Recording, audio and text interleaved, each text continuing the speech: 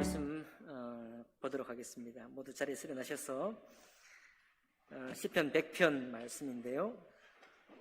오늘 선곡된 찬양 첫 번째 찬양에도 이 시편 100편 말씀이 가사가 되겠습니다. 100편은 구약성경 875쪽 가량에 있습니다. 1절부터 5절까지 말씀을 교독할 때 제가 먼저 1절 읽겠습니다. 온 땅이여 여호와께 즐거운 찬송을 부를지어다.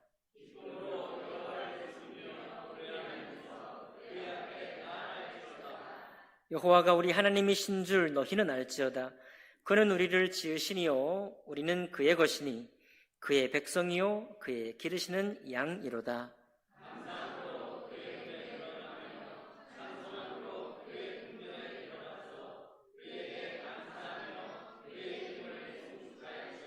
함께 읽습니다. 여호와는 선하시니 그의 인자하심이 영원하고 그의 성실하심이 대대에 이르리로다. 아멘. 말씀과 예배를 위해 기도하겠습니다. 존귀하신 하나님 아버지, 이 세상을 창조하시고 또 주님을 닮은 모습으로 저희들을 지으셔서 이 땅을 누리게 하시고 또 하나님 엇길로 가는 우리들을 주님께서 인도해 주시고 또 바른 길로 갈 수 있도록 먼저 구원하시고 우리를 말씀 중에 자랄 수 있도록 도와주시니 감사드립니다. 올 2023년 한 해 동안도 저희들을 먹이시고 기르시고 입히셔서 여기까지 이르게 하신 주님을 찬양합니다. 우리들 마음속에 항상 주님을 향한 경외의 마음과 감사의 마음 그리고 즐거운 마음이 풍성하기를 원하옵고 주님께서 또한 저희들에게 그런 우리 주님으로 경험될 수 있도록 역사해 주시기를 원하오며 귀하신 우리 주 예수님 이름으로 기도하옵나이다. 아멘. 자리에 앉으시겠습니다. 오늘 시편 100편에 있는 말씀을 본문으로 해서 감사하는 성도라는 제목으로 하나님 말씀 나누겠습니다. 오늘 추수감사 예배를 준비하기 위해서 1년 동안 우리 주님께서 우리에게 어떤 일을 하셨고 또 우리는 주님 앞에 어떻게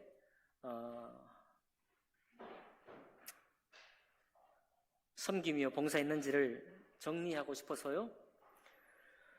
교회 연역 정리가 2020년까지 되어 있었기 때문에 올해만 정리하려고 하다가 2021년부터 2023년까지 3년치를 정리를 했습니다. 한 5시간 정도 걸려서 정리를 했어요.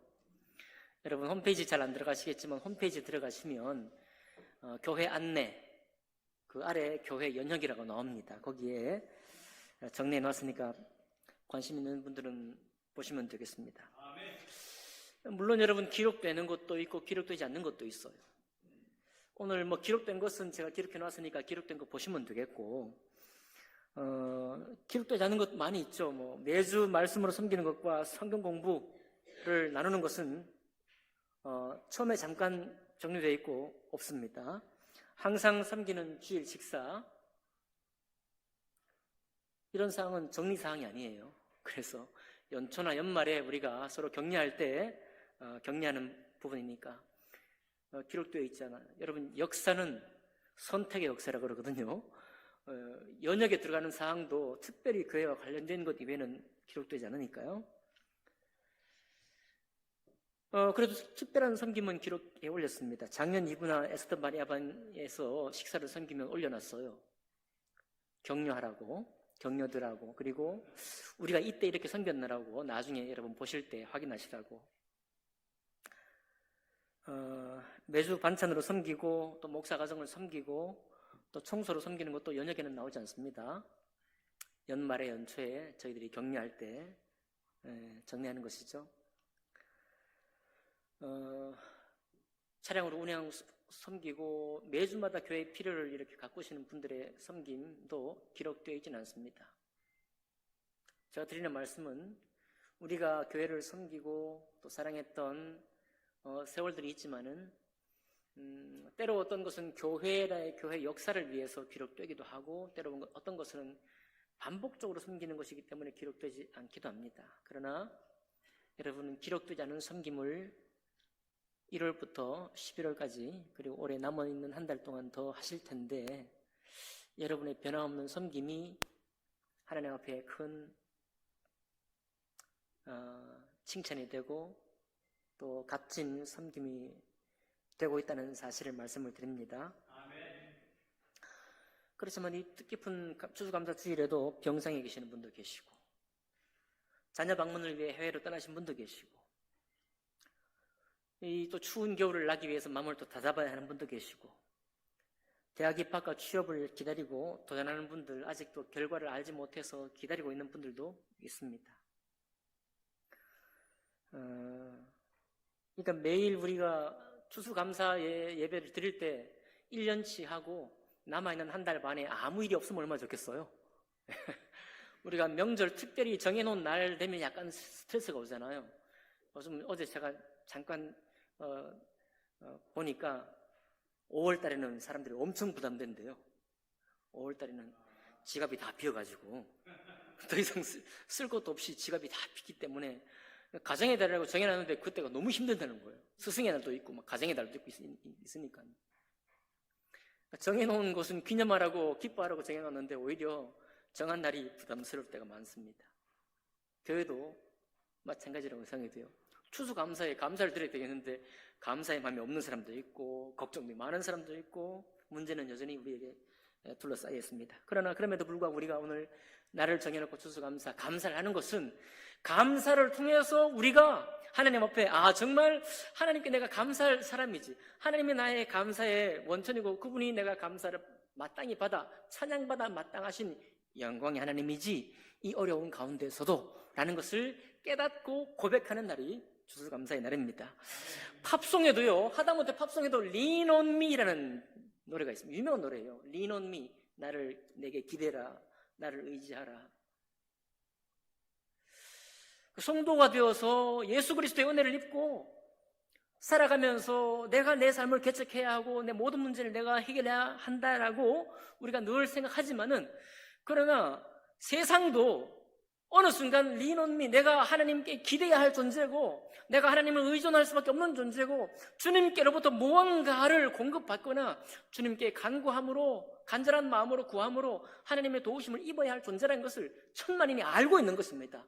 이 알고 있는 것을 성도가 되어서 모른다면 그건 안 되겠죠.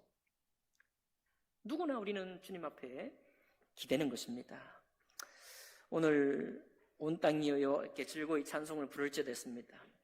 특별히 3절에 보니까요, 우리 3절 보실까요? 같이. 여호와가 우리 하나님이신 줄을 너희는 알지어다. 그는 우리를 지으시니요 우리는 그의 것이니 그의 백성이요 그의 기르시는 양이로다. 놀라운 고백이죠. 우리는 그의 지으시니요, 그분이, 하나님이 우리를 만드셨다, 이런 고백이에요. 하나님이 우리를 지으셨다. 하나님이 우리를 지으셨기 때문에 우리 삶의 주인이 누구냐? 두말하면 잔소리죠. 삶의 주인은 나인데 그 나를 지으신 이가 하나님이시기 때문에 내 삶의 원천적인 주인이 누구시냐면 바로 하나님이십니다. 지으신 이가 우리의 주인이라는 것을 고백하는 날이 오늘이에요. 그래서 그가 우리를 지으셨기 때문에 우리는 그의 것이라고 고백하잖아요. 나는 그분의 소유예요, 소유. 내가 하나님을 쥐락펴락하고 좌지우지하려는 사람이 아니라 하나님이 내 인생 속에서 역사하셔서 내가 그분의 것이고 그분의 것이기 때문에 그분이 나를 기르시는 모습을 내가 경험하는 것이고 그분이 나를 먹이시는 것을 내가 감사 고백하는 그런 존재가 바로 그리스도의 사람이에요.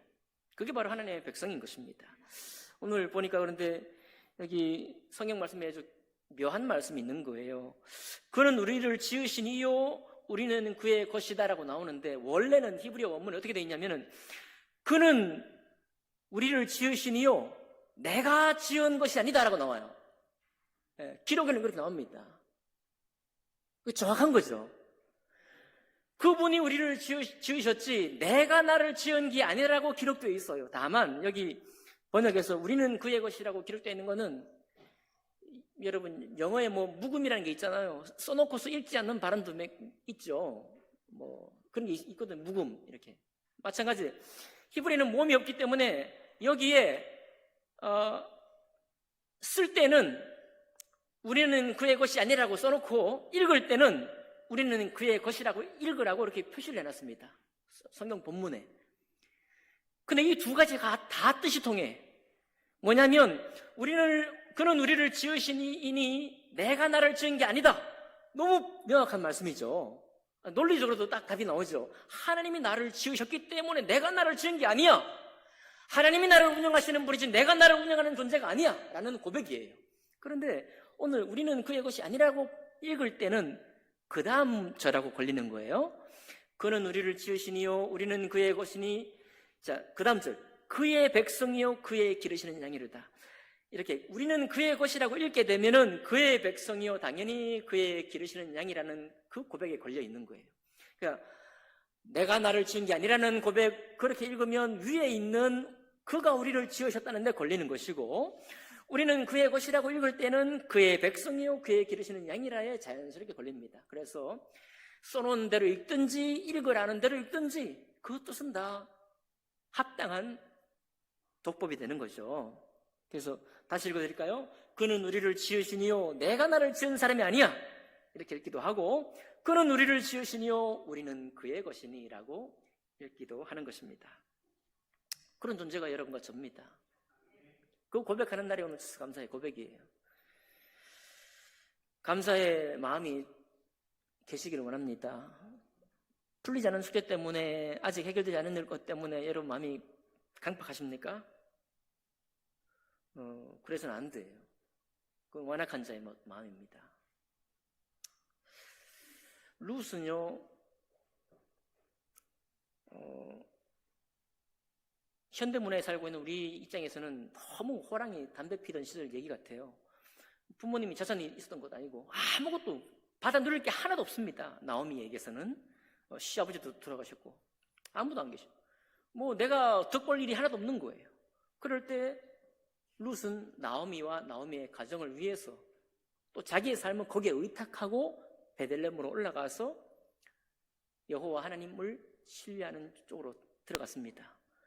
말이 안 되는 거죠. 말이 안 되는 건데 룻은 그렇게 했습니다. 우리가 룻기를 앞으로 읽을 때, 야, 현대 문화의 가치로 봤을 때 이건 너무 고래적이야. 뭐 아버지 가부장제 옛날 이야기야. 이거 지금 있을 수 없는 이야기야.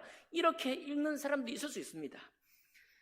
그러나 룻이 정확히 파악했던 것은 뭐냐면, 내가 기대하고 내가 의존하실 분이 누구냐, 그거 확실히 알았던 거예요. 그걸 알았기 때문에 도저히 지금 우리로서는 선택하기가 이거 너무 바보 같은 선택은 미친 선택 같은데도 불구하고 룻은 그것을 선택할 줄 알았던 것입니다. 그리고 실제로 그것을 선택했을 뿐만 아니라 그 선택을 통해서 누린 것을, 하나님을 경험했죠. 하나님 인도하심을 경험한 거예요. 그러니까 하나님 나에게 하나님을 경험시켜 주세요, 이게 아니에요. 내가 주님을 선택하고 의심 없이 주님 앞에 기대고 나아갈 때 주님이 경험시켜 주는 겁니다. 하나님을 시험한다는 뜻이 뭡니까? 한번 보여주면 내가 믿겠습니다. 이게 시험이에요. 여러분, 하나님 말씀은 늘 말씀하는 겁니다. 그가 우리를 지으신 분이에요. 우리는 그의 것이 아닙니다. 우리는 그의 것이에요. 우리가 우리 자신을 만든 게 아닙니다. 그렇기 때문에 당연히 본질상 신앙에 구원받은 신앙이 분명한 사람은 여기에 토를 달 일이 없습니다. 그분이 나의 주님이에요. 며칠 전에 NGO 단체 후원 요청 영상에 캡처된 한 사진을 보고 저도 놀랐습니다. 그 캡처 후원해달라는 그런 영상인데 거기 뭐라고 되어 있는가 하면, 할머니 한 분하고 발달장애 가진 아이가 3명이나 돼요. 세 남매를 키우는 할머니인데 그 할머니가 이런 말을 했다고 그래요. 딱 한 문장입니다. 애기들 잘 키우고 죽으면 그걸로 된 거요. 애기들 이제 어려움에 있는 발달장애니까 애기들 잘 키우고 죽으면 그걸로 된 거예요라는 고백을 딱 봤는데 제가 갑자기 뇌가 멎어버렸어요. 이해가 안 되는, 갑자기 너무 먼 얘기라. 지금 우리의 자아를 찾고 내 삶의 의미를 찾는 시대잖아요. 내 삶의 가치를 추구하는 입장에서 볼 때 이 고백이 너무 아득해 보이는 거예요. 지금 결혼도 지금 미루고 자녀 출산도 미루고 내 삶, my life, 내 삶의 어떤 가치, 한 번밖에 없는 이 삶을 어떻게 내가 갖고 갈 것인지에 대해서 우리가 완전히 주목되어 있는 시대 아닙니까? 그런데 이 할머니가 했던 이 고백이 너무 황당해 보이는 거예요. 속으로 제 마음에 드는 생각이, 그러면 할머니 삶은 어디에? 할머니 삶 어디 갔어? 할머니 이 삶에 그분의 존재의 이유가 뭐야? 어디에 있는 거야 대체? 그 할머니가 평생 동안 내가 살아가지고 만약 하나님 앞에 갔을 때 이 할머니는 무엇으로 주님을 찬양할 거리가 있으며 무엇으로 자기 삶을 보상받을 거야? 평생 이 세 남매를 키우는 것만으로 잘 키우고 죽으면 그걸로 된 거요? 되긴 뭐가 돼요? 아무것도 된 게 없는 것 같은데. 그런데 우리 원래 어머니들의 고백이 원래 이런 고백이었습니다. 본래가 지금 가치를 추구하고 대단한 영예를 추구하고 놀라운 업적을 추구하지만은 한 자녀를 양육하고 한 사람 한 존재에 대해서 그를 키우고 양육하는 것만으로 기쁨을 누렸고, 우리 어머니들은 정말 고생 많았잖아요. 저는 옆집 아주머니가 키웠어요. 왜냐면 일하기 바빠가지고 젖먹이 깜나했는데 냅두고 가버린 거죠. 집에 아무도 없는 거예요. 그러면 그냥 마당에 콩 찌우고 머리 박고 그냥 떨어지는 거예요. 그러면 아주머니가 데려가다가 나중에는 너무 그러니까 약을 올리려고 저를 숨겨놨대요. 일하고 왔더니 어머니가 막내가 없는 거야. 애긴데 어디 간 거야 이거. 막 찾아서 막 당황스러울 정도로 그렇게 헤맸다는 거예요. 그래도 그 어머님들이 자기의 삶의 가치가 물론 우리가 지금 문명화된 사회, 문화적인 사회에 살고 있지만은 그 가치 때문에 내가 이 김을 메고 농사 짓고 평생 반복해 살았잖아요. 자녀 양육하며 살았는데 내가 그 자녀 양육해놓고 할 때가 가장 기쁜 시간이었다는 고백은 모든 부모님이 해왔던 고백이고, 그리고 내 삶의 가치를 어마어마하게 추구하기 이전에 이미 그 사실만으로도 그분들이 하나님을 몰라서도 신을 너무 의식했거든요. 살아보면 하나님이라는 분이 안 계실 수 없습니다. 모든 부모님들의 그런 샤머니즘이라 해도 신적인 고백이 있는 거예요. 그런 고백 가운데서도 그 삶의 가치에 대해서 물음표를 던지지 않았거든요. 근데 오늘날 우리는 오히려 불행한 세대일지도 몰라요. 우리는 우리의 삶의 가치, 내 인생에 무슨 업적, 놀라운 영예를 막 추구하면서 사실은 정말로 중요한 게 뭔지 잃어버리고 있을지도 모릅니다. 자녀에 대한 소중함을 잃어버리고 있을지도 몰라요. 나 자신에 대해서도 잃어버리고 있을지도 모릅니다. 그러나 이것이 아마 잊혀져갈 고백이 될 것이냐, 제가 한번 물어본 거예요. 애기들 잘 키우고 죽으면 그걸로 된 거예요. 참 겸손한 고백이라고 생각해요. 그리고 저 자신도 마찬가지입니다. 어떻게 멋지게 아름답게. 아니요. 여러분, 섬김의 기록되지 않았던 수많은 섬김들이 주님 보실 때 가치가 있는 것처럼 우리가 매주 이렇게 만나고 매주 우리 때로 필요할 때 서로 교제하고 또 아픈 마음이 있을 때 서로 울면서 또 서로 함께 격려하고 또 매주마다 만나서 하는 이 기록되지도 않은 이 일들이 과연 주님 앞에 소중한 것이 아니겠는가 생각해 보는 겁니다. 이거야말로 정말 감사한 노릇이 아니겠는가. 우리는 너무 꿈과 야망과 소망이 너무 커서 그것 때문에 오늘을 잃어버리고 오늘 우리 주변에 있는 사람을 잃어버리고 감사하지 못하면서 내 마음에 여유 하나 없이 살아갈 때가 너무 많은 것이죠. 문명하다는 사회가 좋은 사회일까요? 그럴 것 같지는 않습니다. 꼭 그럴 것 같지는 않아요. 우리 어머님들은 정말 그 마음에 여유가 있잖아요. 그렇게 고생해서 다 그냥 심어놓고도 덤펑덤펑 주잖아요. 덤펑덤펑. 자녀 먹으라고 삼촌들 먹으라고 막 퍼주잖아요. 도대체 그런 여유는 어디서 나오는 겁니까? 여기 부친 모친들 저한테 좀 가르쳐 주세요. 도대체 그런 여유는 어디서 나온 거예요? 고생은 내가 해놓고 왜 남들 먹입니까? 왜 그렇게 하셨어요? 바로 그것이 인생의 지혜라고 생각을 합니다. 그런 점에서 볼 때 하나님은 참 옛날 하나님일 수가 없어요. 하나님은 어제나 오늘이나 영원히 동일하신 분이 맞습니다. 그분의 말씀은 옛날 고래적 얘기가 될 수가 없는 거예요. 우리는 살아가면서 반드시 돌아가게 되어 있습니다. 돌아가고 다시 그것을 배우게 될 거예요. 끝으로 오늘 짧아야 되는데 짧게 한다고 말씀드려놓고서 청년만형제가 간증을 올렸어요. 홈페이지에 올려놨습니다. 간증을 안 한다 하길래 제가 대신 간증을 해드리겠어요. 여러분 중에도 그런 분이 계실 거라고 생각해서 요거 간증 드리고 바로 순서 진행하겠습니다. 2주 전에 시편 51편 말씀을 들으면서 또 따로 시편 51편 말씀을 다시 읽으면서 느꼈던 점을 써놨습니다. 짧으니까 읽어드릴게요. 저는 제 믿음이 예전 같지 않다는 사실을 꽤 오래전부터 알고 있었습니다. 그래서 이제 다른 곳에 눈이 가고 믿음보다는 제 생각에 의존하면서 지내왔습니다. 성경에서도 말하듯이 가장 중요한 사랑을 잊고 살았고 그렇게 미워함이라는 감정이 너무 쉬웠습니다. 그래도 놓치기는 싫었기에 열심히 해보자, 끝까지 해보자 라는 생각을 가지고 나아갔습니다. 저는 성경 말씀이 제 마음에 다가온 적이 크게 없었습니다. 하지만 오전 예배 때 시편 51편의 말씀을 듣고 나서 다른 사람들이 말하는 말씀의 감동이 이런 거구나 알았습니다. 다윗의 참회시가 어쩌면 제가 하고 싶었던 말이 아니었나 생각하고 다시 읽어봐도 제 마음을 대변해주는 말처럼 느껴졌습니다. 1절에서 다윗은 두 가지를 기도하고 있습니다. 하나님의 긍휼을 구하는 것과 자신의 죄를 지워달라는 기도. 이것이 저한테 필요한 기도였고 12절에서 주의 구원의 즐거움을 내게 회복시켜 주소서. 이 말씀 또한 저한테 필요한 기도였습니다. 시편 51편으로 제가 가장 필요한 기도가 무엇인지 알았습니다. 이제 앞으로의 방향을 다시 잡은 것 같습니다. 열심히 기도하고 다시 그때의 즐거움, 기쁨을 회복하여 앞으로 나가겠습니다. 라고 적었어요. 이 가운데서도 말씀의 의미를 찾지 못하는 분들 계실 거예요. 예배를 왔다 가는 것만으로 전혀 마음에 감동도 없는 분들도 계실 겁니다. 그런 분에게 이 간증으로 축복하기 원합니다. 회복하셔야 합니다. 저는 말씀에 감동이 없을 때 금식했습니다. 금식하고 더 감동이 없을 때는 제가 들었던 보험을 다 해약해버렸어요.